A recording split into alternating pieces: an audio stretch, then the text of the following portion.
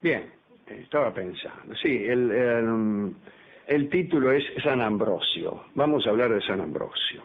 Dice Paul Johnson que con Ambrosio tenemos la primera imagen del cristiano como una figura del régimen establecido y miembro del orden gobernante.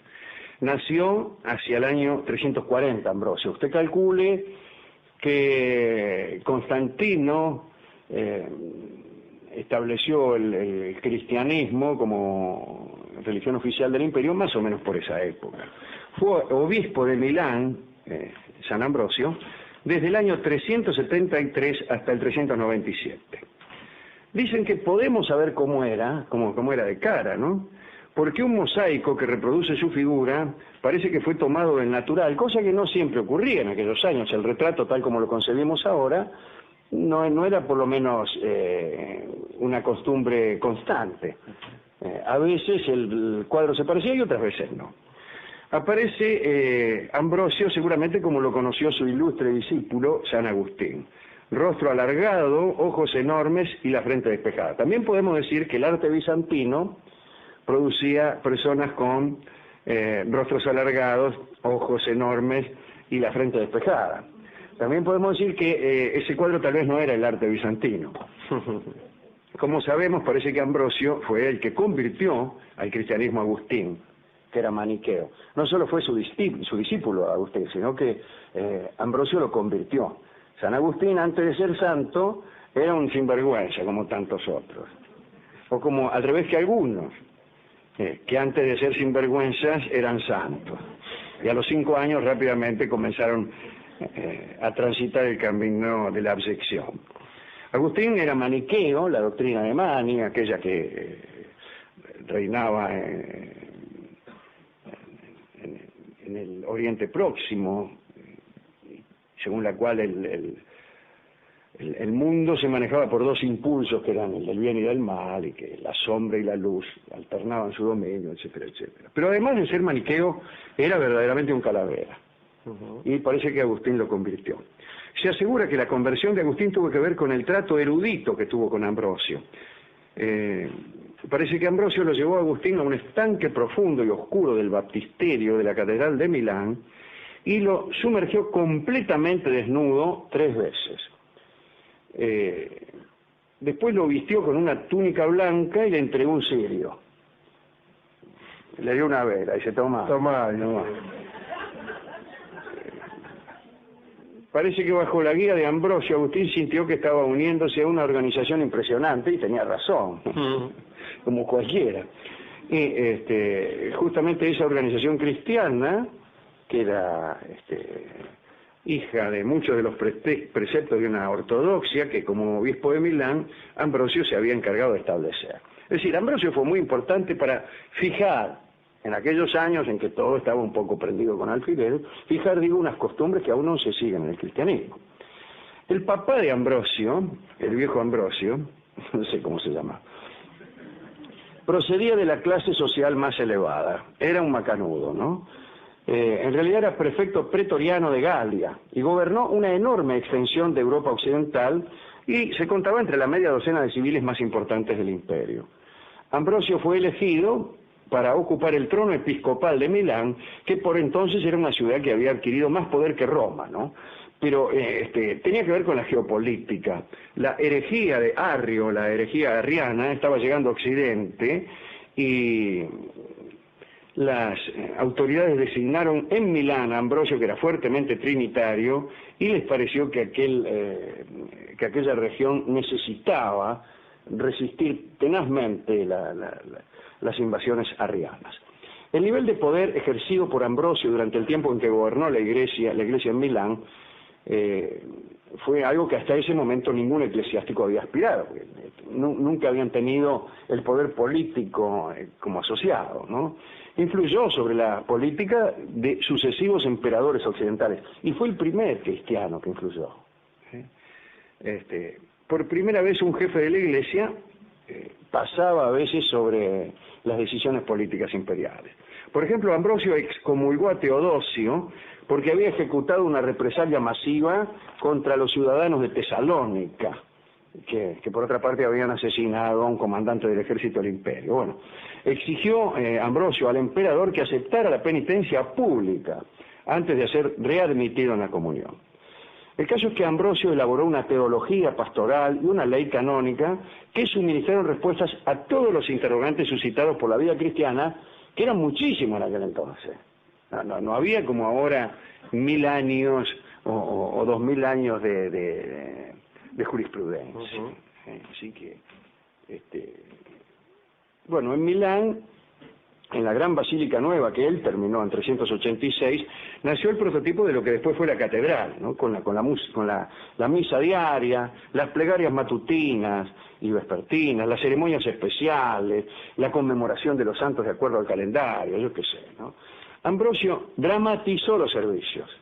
Él fue quien promovió el empleo de espléndidas vestiduras, el canto antifonal de salmos e himnos métricos, empleó cantantes profesionales, como por ejemplo Víctor Heredia, entre otros. Creía que el canto expulsaba a los demonios, por eso también los hacía cantar a los de su congregación, ¿no? Fue uno de los primeros autores de himnos de Occidente. Él mismo componía himnos, ¿no? Pero bueno, anteriormente a él había otros, pero peores.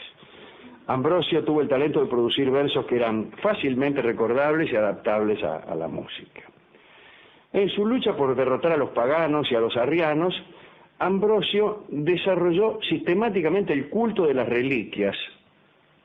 Él creía que las reliquias ahuyentaban a los demonios también, no solo la música.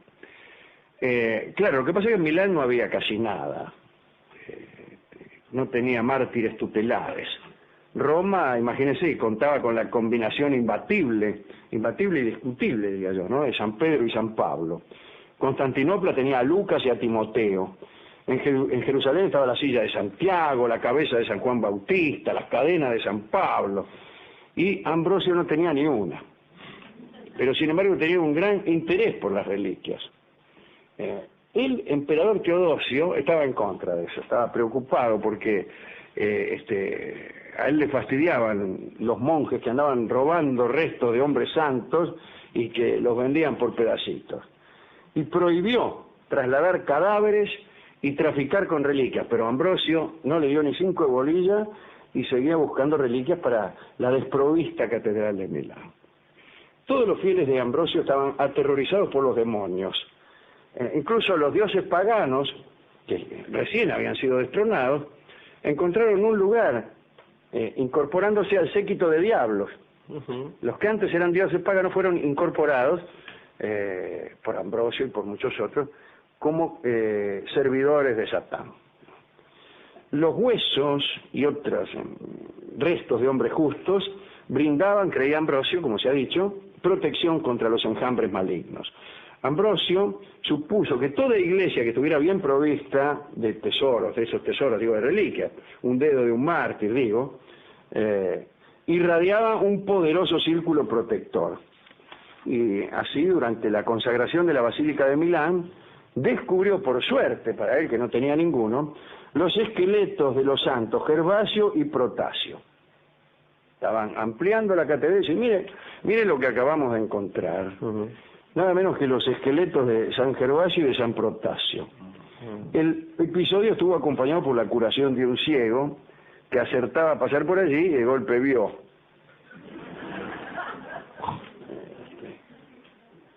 Después tuvo más suerte porque consiguió desenterrar los cadáveres de los santos Agrícola, Vitale, Nazario y Celso. En el caso de Nazario, parece que la sangre del mártir estaba fresca, como si se hubiera muerto 10 minutos atrás.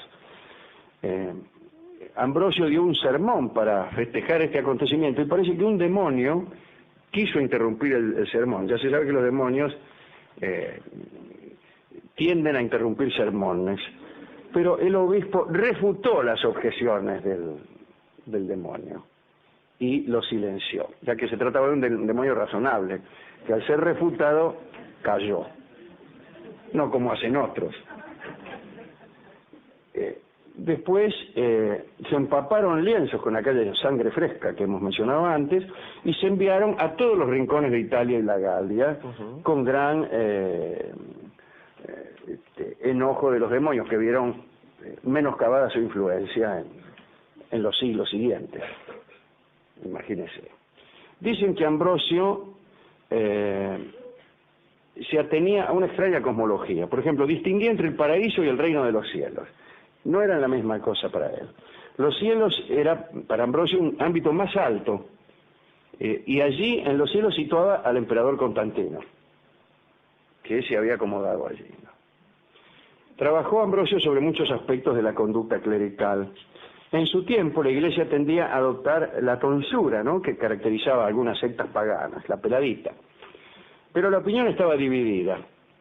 Algunos ascetas llevaban el pelo largo, y Hilarión se lo cortaba una vez al año, en el domingo de Pascua justamente.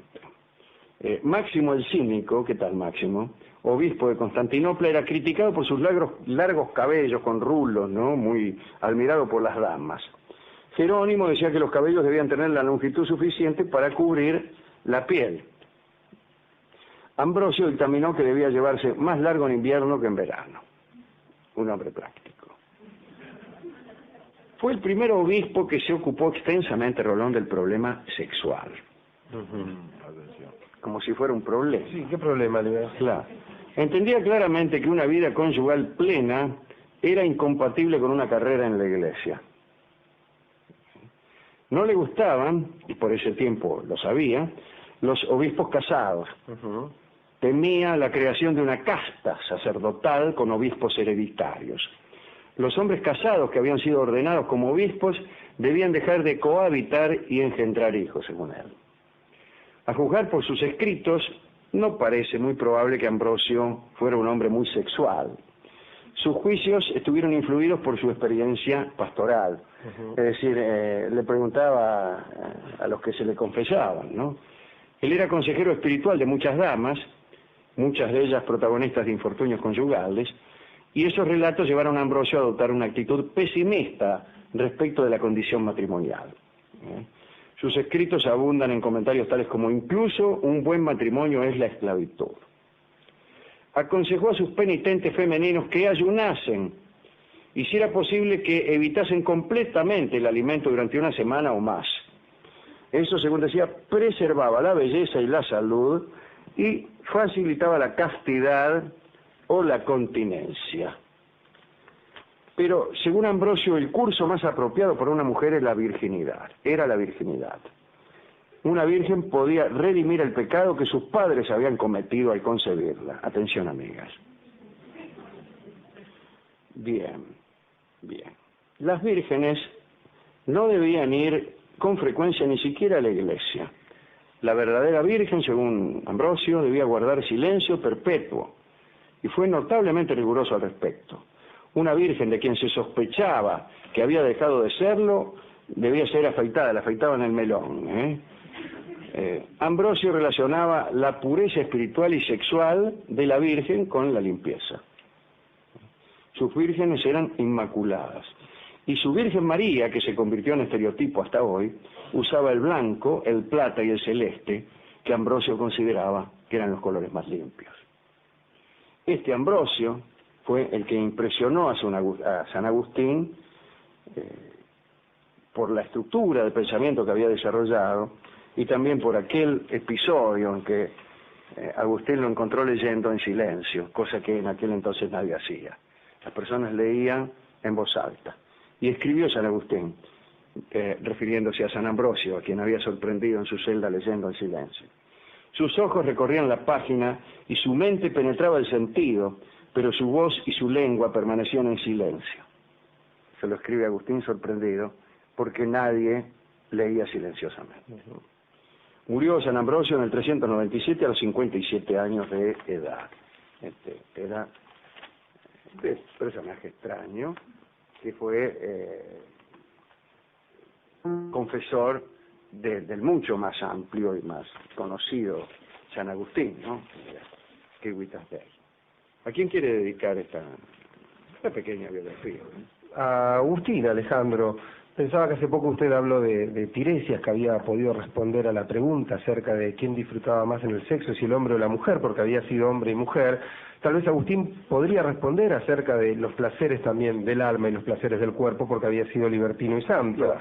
Y si usted me permite, creo en esta incompatibilidad, esto que creyó ver San Ambrosio en el amor sexual y en el amor carnal, como para prohibirlo, porque uno sabe que cuando alguien está enamorado y apasionado, casi no tiene otro Dios, casi no puede seguir otro mandato que la Estamos trabajando persona. mucho nosotros al respecto, en una pequeña obra donde justamente sí, hay una ponencia, mínima ponencia, conforme a la cual el enamorado es un ser antisocial, e inconveniente no solo para la comunidad cristiana, sino para cualquier otra forma estructurada de comportamiento colectivo, como puede ser el comunismo stalinista, o el que es el caso de la obra, o la comunidad católica, o la vida sacerdotal. Sí, claro. Como dice usted, el enamorado es un mal sacerdote, un mal socialista probablemente. Seguramente especialmente cuando el amor alcanza ese pathos tan señalado que lo obnubila a uno y le impide cumplir casi cualquier otro compromiso. Y pensaba, Alejandro, que cuando llega a ese nivel en el cual inhibe una persona del acto de la sublimación, por ejemplo, es decir, cuando el poeta ya no puede escribir acerca de su amor porque su amor le duele tanto que ni siquiera escribe, claro. ¿Sí? Digo, ahí llega el momento donde el amor se vuelve antisocial y peligroso hasta para el sujeto que lo siente, y uno no puede ser nada bueno, digo, ni sacerdote, ni músico, ni poeta, ni psicólogo. Estoy pensando, digo, en alguien que no puede escuchar a los demás porque su dolor le impide escuchar otra cosa. Sí. Este es un asunto interesantísimo. La imposibilidad de contar con los enamorados. Pero hay que no estar enamorado para escribir con cierta lucidez, porque es mucho más fácil simpatizar con el que ama. Sí, claro. Es mucho más fácil simpatizar con el que ama. Pero debe haber, y esto yo ya no lo sé, entra en el terreno del no lo sé, debe haber un punto en donde el amor deja de ser venturoso, creativo y lleno de luz para convertirse en algo oscuro, peligroso y mortal. Sí, estoy pensando en el Werther, ¿no? Sí, claro. Habría que ver. Bueno, hemos elegido, ya que se trata de San Ambrosio, un hombre de la Iglesia, el tango Misa de 11, para congraciarnos con el cura. Así que lo escucharemos en la hermosa versión del trío argentino. Adelante.